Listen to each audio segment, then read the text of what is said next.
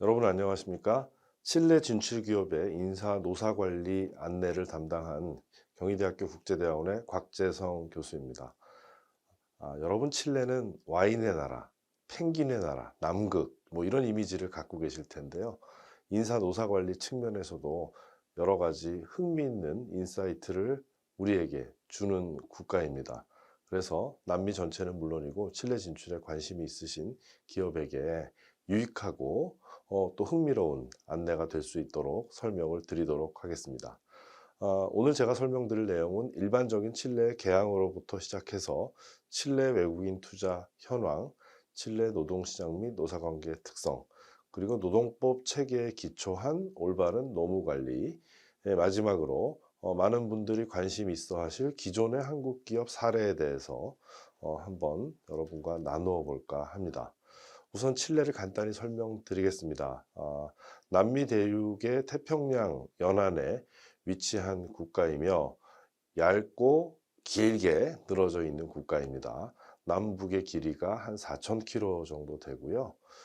서쪽으로는 태평양, 북으로는 사막, 동쪽으로는 안데스, 그리고 남쪽으로는 남극에 가까운 만큼 또 빙하 지역이 위치하고 있어서 우리가 상상할 수 있는 모든 기후 조건을 다 가지고 있는 국가입니다. 그리고 오른쪽 지도에서 보시는 것처럼 대부분의 인구들이 도시에 살고 있습니다. 그래서 도시화율도 상당히 높은 국가라고 볼 수가 있습니다. 칠레 국가를 한눈에 소개할 수 있는 표인데요. 수도는 산티아고이고 아까 말씀드린 주요 도시들이 여기 나와 있습니다. 언어는 대부분의 이 지역 국가들과 마찬가지로 스페인어를 사용합니다. 인구는 한 2천만 정도로 보시면 되겠고요. 주요 인구 구성이 메스티소, 백인, 원주민으로 구성되어 있는데 메스티소는 백인과 인디오 원주민의 혼혈이 되겠습니다. 근데 혼혈의 구성이 다른 국가보다는 백인 쪽 구성이 조금 많습니다. 그래서 백인 인구 포함해서 대부분 유럽계라고 좀 보시면 되지 않을까 생각이 됩니다. 이 인종체계뿐이 아니라 사람들의 사고방식, 문화, 그리고 여러 가지 제도 등이 유럽의 것을 많이 이식해온 이런 국가라고 볼 수가 있겠습니다. 경제 상황을 보면 1인당 GDP가 2020년에 13,000달러, 실질 구매력 기준하면은 2만 달러가 넘습니다. 그래서 중남미에서 가장 발전된 경제를 가지고 있는 나라이고 대통령 중심제를 정치 제도로 하고 있으며 좌파와 우파가 계속 교차해서 집권을 하고 있습니다. 지금은 좌파 연합이 집권하고 있는 상황입니다. 좀 방금 전에 말씀드린 대로 이미 칠레는 OECD 회원국이고요. 구매력 기준해서 25,000달러 수준으로 중남미 국가 중에서 가장 높은 경제 수준을 자랑하면서도 경제 자유도도 매우 높습니다. 전 세계 177개국 중 20위로 중남미에서 가장 개방도가 높은 국가로 선정됐다. 개방도가 높다, 경제 자유도가 높다는 얘기는 친기업적이라는 국가입니다. 그래서 노사 문제에 있어서도 상당히 유연함을 보이고 있는 반면 원래 대부분의 중남미 국가들이 가지고 있는 노동권에 대한 존중도 충분하게 하고 있는 국가라고 볼 수가 있습니다. 세계경제포럼 국가 경쟁력 순위에서도 중남미 역내 1위를 기록하고 있는 국가입니다. 그리고 일관성 있는 정부의 시장 개방 정책과 기업의 투명성, 정부의 시장 개입 최소화 등의 요인으로서 외국인 투자가 가장 선호되는 국가입니다. 하지만 인구가 그렇게 많지 않고 그 다음에 여러 가지 조건 자체가 지정학적인 조건 자체가 대규모 제조업 투자를 받아들이기에는 조금 무리가 있는 이런 환경이기 때문에 주로 자원이나 서비스 부분에 투자가 활성화돼 있습니다. 2023년에는 성장률이 조금 더 오를 것으로 전망이 되고 있습니다. 칠레 경제 동향에 대해서 말씀을 드리겠습니다. 비교적 높은 물가 상승률로 지금 경제가 고충을 겪고 있습니다. 2022년 3월 칠레 소비자 물가지수가 1.9%를 기록했다고 발표했는데 이는 전년 동기에서 꽤 높은 상승을 보인 숫자고요. 경제 성장률도 비교적 낮아지고 있습니다. 그래서 직전 연도 대비 0.5% 낮은 1%에서 2% 사이로 성장할 것으로 예측을 하고 있습니다. 2022년에는 미국의 금리 인상이라든가 러시아 우크라이나 전쟁 등 대외적으로 혼란스러운 상황에서 새로운 정부가 들어왔고 인플레이션 우려, 재헌 이슈 지속 등으로 대내 요인으로 시장 불안정성이 좀 확대된 상황입니다. 칠레 산업 동향을 말씀드리겠습니다. 전통적으로 칠레는 제조업보다는 광업을 중심으로 발전을 했고요. 전체 GDP의 약 10%를 광업이 차지하고 있지만 이 중에 대부분이 또 구리, 동입니다. 그리고 10%를 차지하고 있긴 하지만 10% 플러스 구리와 동을 기반으로 한 제조업도 있기 때문에 실제로 광업이 차지하는 영역은 굉장히 큽니다.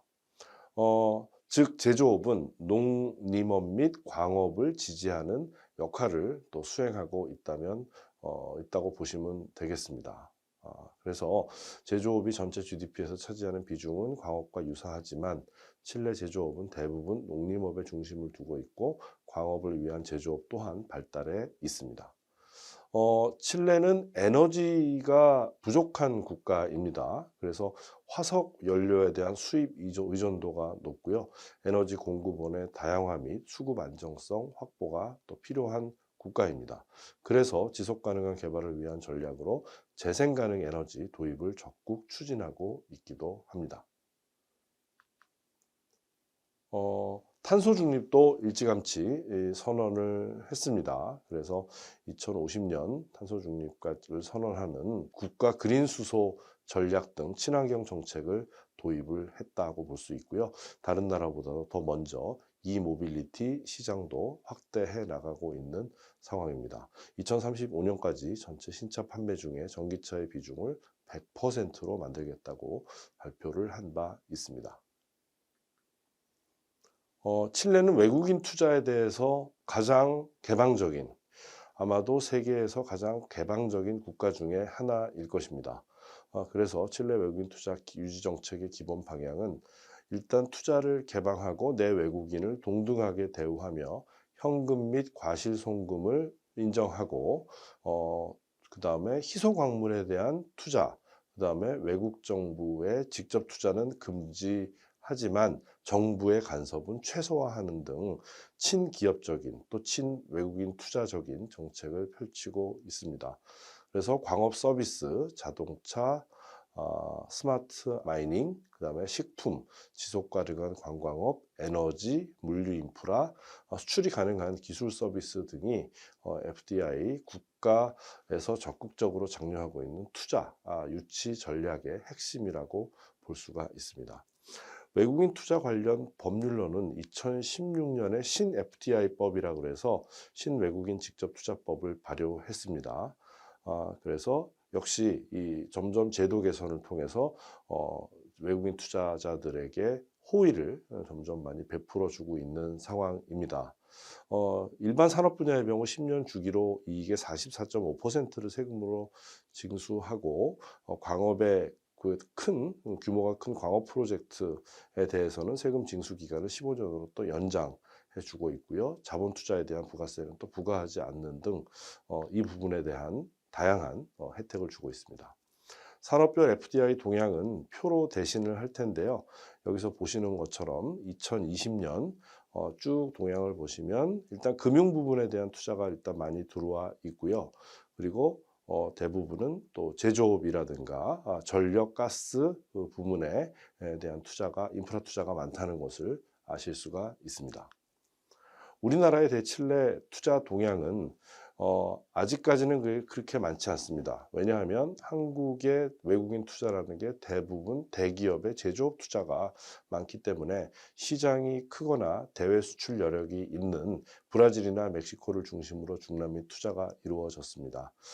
반면 칠레의 경우에는 산업별로 보면은 광업, 도소매업, 제조업, 건설업 등으로 우리나라 지금까지 1980년에서 2020년까지 신고 기준에서 총 310억 건의 8.4억 달러가 칠레로 투자된 것으로 집계가 되고 있습니다.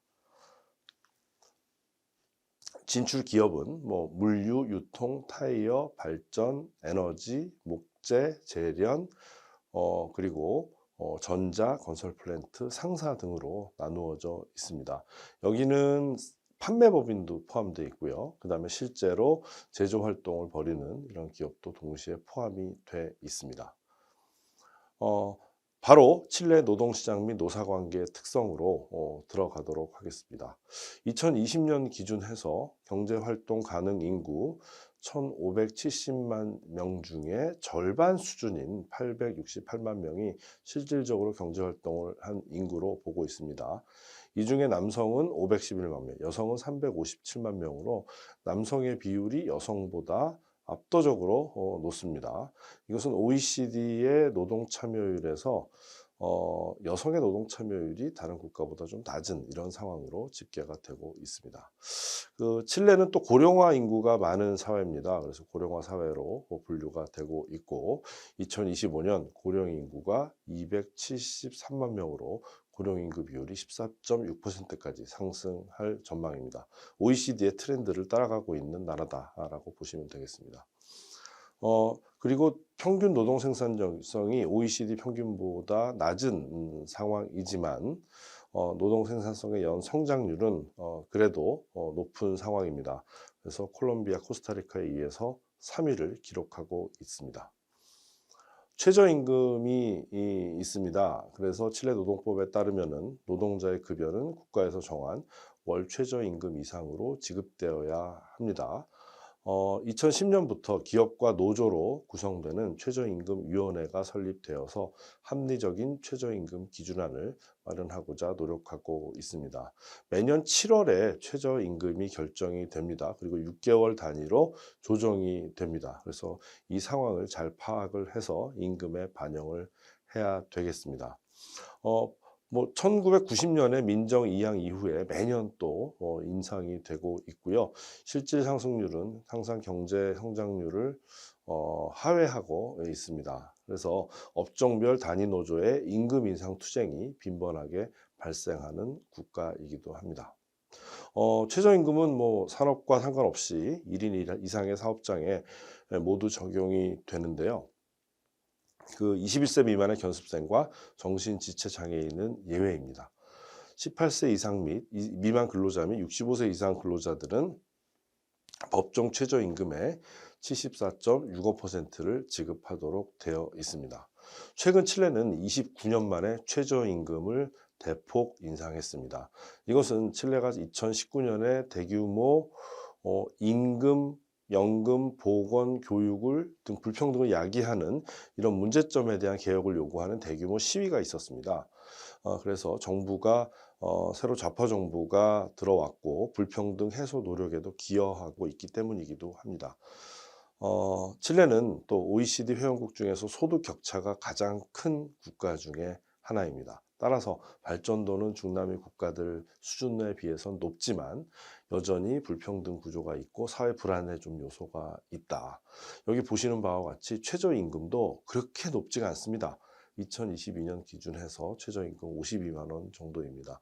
그런데 상대적인 물가는 비싸니까 여기에 대한 불만을 가진 노동계층들이 여전히 많이 존재하고 임금 이상에 대한 그 다음에 사회 보조에 대한 끊임없는 요구가 있는 국가다라고 보시면 되겠습니다. 사회보장의 경우에는 5대 보험, 퇴직연금, 사망장애보험, 의료보험, 산재보험, 실업보험으로 구성되어 있고요. 표를 참조하시면 각 보험별 납부 비율이 있습니다. 칠레는 독특하게도 국민연금이 민영화된 나라입니다. 그래서 연금운용회사라는 AFP가 근로자의 연금을 관리하며 근로자는 매년 자신의 월급 중 약 10%에서 20% 정도를 연금기금으로 의무 납부를 하고 있는 상황입니다. 민영화되다 보니 아무래도 국가가 관리하는 것보다는 실제 급여율이 높지가 않기 때문에 여기에 대한 불만도 꽤 있다고 말씀을 드리겠습니다. 노동복지 정책에 따르면 정부의 우선순위 중 하나는 저소득층을 위한 사회복지 정책으로 실업보험을 설치했고요. 그리고 저소득층에 대한 의료, 주택, 교육 확대를 위해 여러 가지 시책을 시행하고 있습니다. 하지만 부족합니다.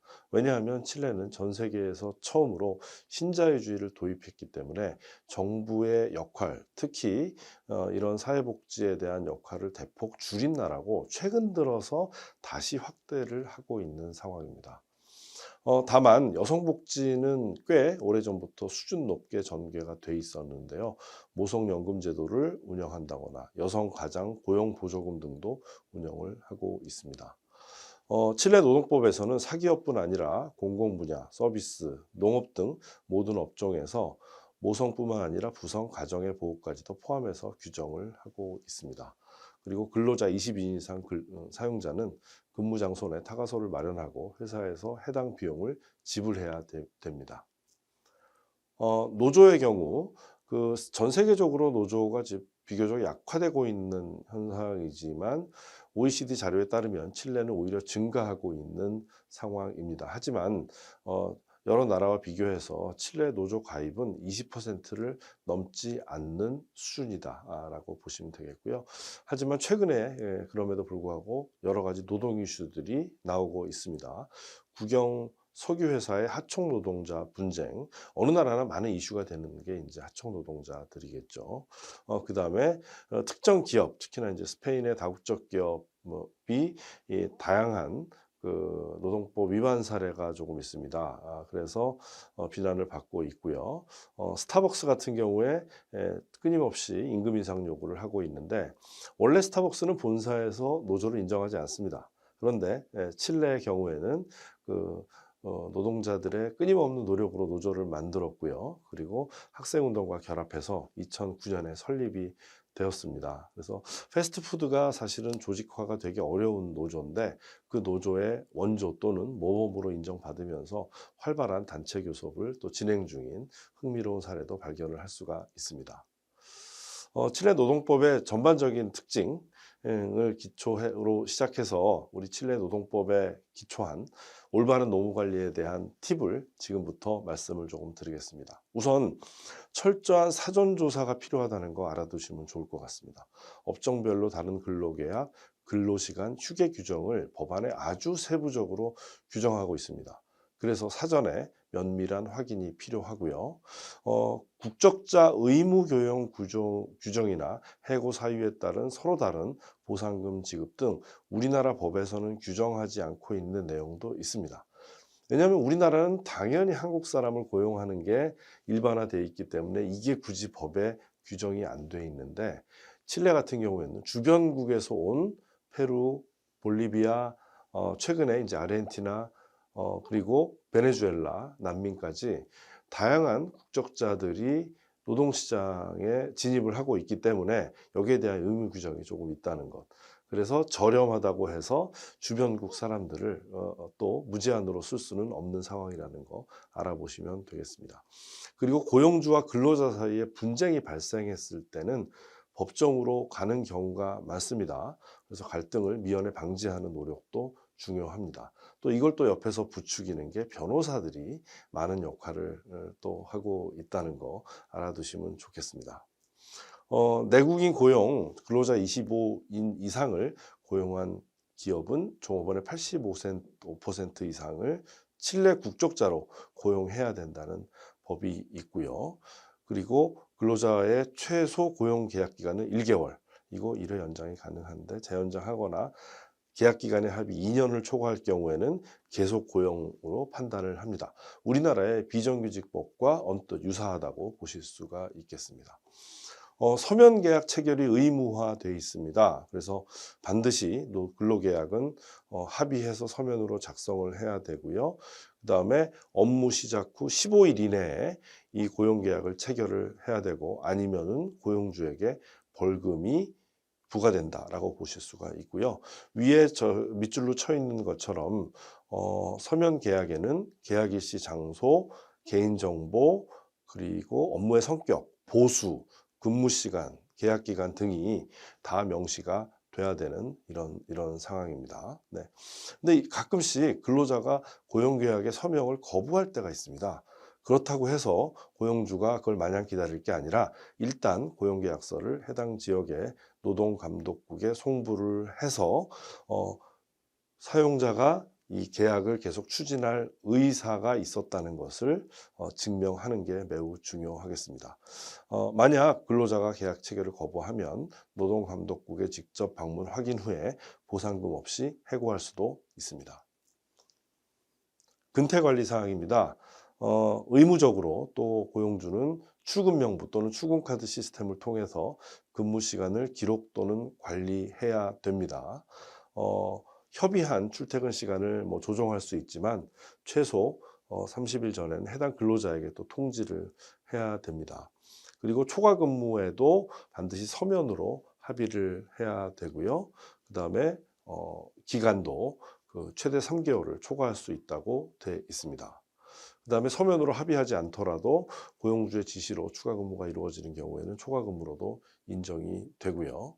그리고 초과 근무 수당은 합의된 정상 근무 급여의 50%를 줘야 됩니다. 그래서 그 150% 정도 비용이 지불이 된다고 보시면 되겠고요. 임금 관리의 경우에는 다양한 임금 체제를 가지고 있습니다. 기본급, 연장 근로수당, 성과수당, 직책수당, 상여금 등을 명시를 하고 있습니다. 이 중에 기본급과 연장 근로수당은 법적으로 기준이 정해져 있고 나머지 수당은 각 사업장, 재량에 의해서 근로계약과 노사 간 합의에 근거해서 지급 기준을 정하게 돼 있습니다. 자세한 사항은 아래에 있는 표를 참고해 주시면 좋겠습니다.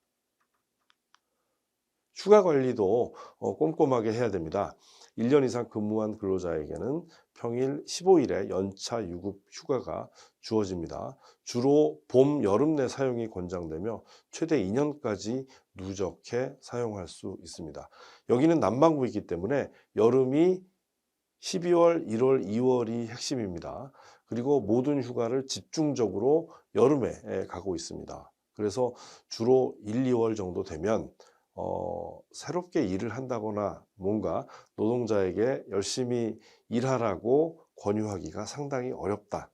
대부분 휴가를 또 장기적으로 간다고 보시면 되겠습니다. 유급휴가는 연속으로 사용해야 되나 평일 열흘 이상 주어지는 휴가에 대해서는 고용주와의 합의하에 나누어서 또 사용할 수 있다고 되어 있습니다. 미사용 연차 휴가는 금전적으로 보상받을 수 없습니다. 다만 1년 미만 근무한 근로자가 퇴직 시에는 요거는 회사가 보상할 의무가 있기 때문에 정확히 며칠을 근무하고 퇴사했는지를 잘 파악을 해서 지급을 해야 되겠습니다. 기타 경조사, 결혼, 출산, 건강검진 등에서도 별도의 규정이 있다는 거 알아두시면 좋겠습니다. 취업규칙을 작성하는 게 매우 중요합니다. 10인 이상의 근로자를 고용하는 회사는 사업장의 안전과 질서, 위생과 관련된 이런 규칙을 의무적으로 작성해야 되고 그리고 적절한 노동 환경을 만들기 위해서 근로자들이 준수하는 규정을 노동법에 명시를 하고 있습니다. 그래서 취업규칙 사본을 5일 이내에 보건복지부와 관할, 근로감독관에 제출을 해야 되고요. 명시되어 있는 사항들은 교대제를 근무하는 경우 각 순번의 업무 시작 시간과 종료 시간, 휴식 시간, 임금의 형태, 임금 지불 장소와 시간, 근로자들이 준수해야 될 의무, 그다음에 업무 관련한 요구, 상담, 제안 등을 전달할 수 있는 담당자가 지정되어 있는지, 그리고 다양한 근로자의 환경, 연령과 성별, 그리고 장애가 있는 경우 원활한 업무 수행을 위한 지원 서비스가 있는지, 그리고 위험 예방, 의무 복무 서비스, 신원 확인, 연소자 학업 수행 여부 등을 확인하기 위한 규정도 있어야 됩니다. 그리고 뒤에 있는 것처럼 위험 예방, 그 다음에 징계, 그리고 근로자가 항의할 수 있는 이런 절차 등도 명시를 해서 근로자의 요청에 어떻게 부합할 것인지도 답변을 할 수 있는 의무까지 자세하게 이런 취업 규칙이 마련이 돼야 됩니다. 어떻게 보면 노사 간에 지켜야 될 전반적인 매뉴얼이 일종의 회사의 규칙으로 분명하게 자리 잡아야 된다라고 보시면 되겠습니다. 자, 마지막으로 칠레 진출한 우리나라 기업 사례에 대해서 좀 알아보겠습니다. 말씀드린 대로 대규모 제조업 투자가 칠레는 많지 않습니다. 그래서 우리나라 기업과 현지 근로자 간의 마찰도 뉴스화되는 경우는 또 거의 없습니다. 그렇지만 한국 기업에 대한 이미지나 근로 환경에 대한 의견은 다소 부정적입니다. 이건 왜 그러냐 하면 예전에 70년대, 80년대부터 우리 이민 들이 들어가서 대부분 현지 노동자들을 고용한 상태에서 한국식으로 노무 관리를 많이 했습니다. 그래서 현지에서 노동법 위반 사례들이 몇 건이 적발됐고 그것이 언론에 침소봉대되어서 한국 교민기업, 특히 대부분 봉제를 많이 하시는 이 한국 비즈니스에 대한 어떤 부정적인 인식이 칠레 사회에 좀 퍼져 있는 것도 있습니다. 지금은 많이 희석이 돼 있는 상황인데 일단 이 한국 기업에 대한 이미지가 그렇게 노사 부문에 있어서는 좋지는 못하다라고 이해하시면 되겠고요. 그래서 현지 근로자에 대한 부당한 언어 사용이라든가 사측에 불리한 경우 칠레법을 잘 알지 못한 식으로 처음에 회피를 했습니다. 그래서 이런 이미지가 좀 쌓였다라고 볼 수가 있는데 사실은 우리 회사들이 중남미와 비교해서 우리가 조금 또 우월하고 잘 산다고 생각을 하니까 이런 사회 경제적 상황이나 학력, 생활 수준의 차이에 기인해서 현지 근로자를 무시하거나 폭언 폭행을 하고 있는 이런 경우, 그다음에 이것이 결국 현지 노동법을 위반한 것으로도 볼 수가 있습니다. 네, 한국 기업의 몇 가지 주요 노동 이슈 사례를 말씀을 드리겠습니다. 우리 기업이 칠레와의 구리공사의 합작 법인으로 칠레에 진출한 경우가 있습니다. 근데 본사에서 파견한 한국인 근로자 9명과 현지 근로자 60명이 이제 근무를 하고 있고요. 본사는 산티아고에 법인을 설치했고 공장은 광산이 있는 추키카마타 지역에 위치를 하고 있습니다. 그런데 한국에서 파견한 9명, 일종의 관리자로 파견이 된 사람들이겠죠. 이분 중에 스페인어를 할 수 있는 분이 한 분도 없다고 합니다. 그래서 최소한 9명이나 갔으면 한 분 정도는 노무 관리를 할 수 있는 분이 좀 있으면 좋았는데 그게 이제 안 됐다는 얘기죠. 그래서 현지인 관리자에 대한 노무 관리 의존도가 지나치게 높았다는, 그래서 간접 관리를 할 수밖에 없는 이런 상황이다가 상당히 아쉬운 점으로 좀 부각이 돼 있습니다. 반면 도소매업 분야의 판매법인 형태로 진출한 G사의 경우에는 본사 파견 근로자가 1명이었고 현지 직원 근로자 6명을 채용을 했습니다. 초반에는 현지 직원은 영어 사용이 가능한 현지 직원을 중간 관리자로 채용했습니다. 그래서 한국인 관리자와 현지 근로자 간의 소통을 전담을 했는데 그러다 보니 또 이중 소통의 이슈가 생겼습니다. 그래서 이후에는 스페인어가 원활한 현지 교포 2세를 중간 관리자로 채용을 해서 확실히 이전보다는 수월한 업무 처리가 가능해졌다라고 하고 있습니다. 이 기업에서 나온 또 하나의 이슈 중에 하나가 칠레는 진단서를 제출하면 명시된 기간만큼 질병 휴가 사용이 가능하기 때문에 요 일부 근로자들이 이런 제도를 좀 악용해서 병가 제도를 퇴직 전 구직 기간에 쓰고 그 한 달치의 수당을 받으면서 본인은 또 다른 회사를 알아보는 이렇게 이제 제도가 악용되는 경우도 있어서 좀 조심을 하면 좋겠다라고 리포트가 돼 있는 상황입니다. 전반적으로 칠레 진출한 한국 기업의 애로사항들은 다음과 같습니다. 단기 성과에 대해서 빈번한 보상을 요구하는 경우가 많다고 합니다. 이게 이제 기업의 부담을 가중시키는 요인이기도 하고요. 그 다음에 해고할 때는 각종 분쟁 가능성이 있으며 이 화해와 소송 등으로 이 분쟁이 좀 장기화될 수 있는 가능성에 대해서 대비를 해야 된다는 것이죠. 일단 해고하면은 부당해고라고 주장을 하고 노동청에 신고하는 경우가 많고 법적 다툼으로 이어져서 골치 아픈 상황이 발생할 수 있습니다. 그래서 대부분은 법정 퇴직금 이외에 2, 3개월치 급여를 추가로 지급하고 합의를 한다고 합니다. 신규 채용이 또 쉽지 않다고 합니다. 우리나라는 채용 사이트도 체계화되어 있고 헤드헌터 시장도 제법 발달해 있기 때문에 기업이 적절한 방식으로 사람을 찾아서 쇼트리스트된 인원을 놓고 채용을 할 수 있는 이런 여지가 있는데, 칠레는 그게 발달이 잘 안 돼 있습니다. 그래서 외부에 채용 공고를 내오면은 너무나 많은 수백 건의 지원서가 도착을 하는 상황입니다. 그래서 그들 사이에서 어떻게 걸을지에 대한 고민들이 인사 담당자들한테 공통적으로 있는데, 차라리 그럴 바에는 주위 사람들을 통해서 주로 아름아름 채용하는 것이 이제 관행화돼 있다고 합니다. 높은 이직 성향이 있고 경쟁 분야 채용의 어려움이 또 가중되고 있는 상황이다라고 볼 수가 있습니다. 약간이라도 급여를 더 주는 데가 있으면 움직이는 게, 뭐 인지상정일 수도 있지만 칠레의 경우에는 더 심한 현상이라고도 볼 수가 있습니다. 그리고 최근에 많이 진출한 중국계 기업들이 높은 임금을 약속하면서 한국 기업에서 일하고 있는 인력들을 빼내는 경우가 제법 많다. 그리고 이거는 한국 기업 간에도 인력 빼가기 경쟁이 좀 심하게 전개되고 있다. 특정 분야가 좀 그런데 전자 분야가 좀 그렇다고 합니다. 왜냐하면 우수 인력 채용이 기본적으로 어려운 분야이기도 하기 때문이죠. 그리고 아까 말씀드린 대로 병가를 좀 남용하는 경우, 그리고 특히 일부 의사들이 진단서 발급을 좀 남발하는 경우가 좀 있어서 잘 한번 스크린을 해봐야 되는 거 아닌가 생각이 됩니다.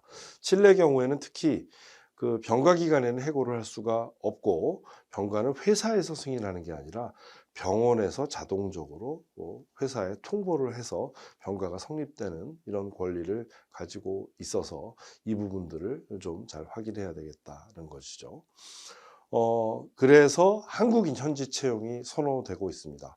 우리 교민사회가 점점 발전하고 있고 2세, 3세들도 이제 현지의 노동시장으로 많이 진출을 하고 있고, 한국 문화와 한국어가 기본적으로 된 상태에서 현지 언어와 또 현지의 업무 관행도 잘 익히고 있기 때문에 교포 출신의 한국인 직원을 또 선호하는 게 최근의 현상이라고 합니다.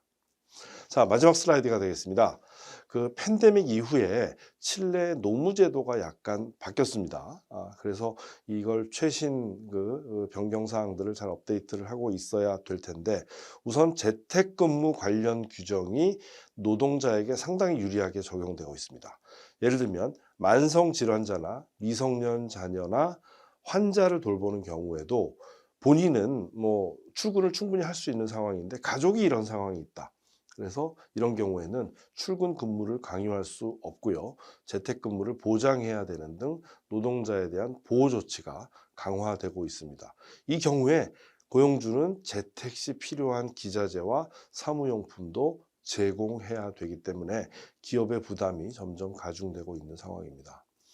그리고 법정 공휴일을 선사용할 수 있게 되어 있습니다. 그래서 고용주와 노동자의 합의로 미래의 휴일을 좀 당겨서 사용할 수 있는 장치도 새롭게 보장이 되었다는 얘기 드리겠고요.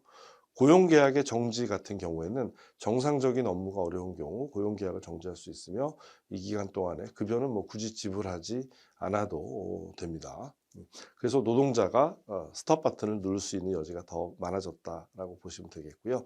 실업급여의 경우에도 업무가 중지되거나 급여가 조정되는 경우에도 고용관계는 유지되기 때문에 고용주의 사회보험 납부 의무는 계속 지속된다라고 보시면 되겠습니다.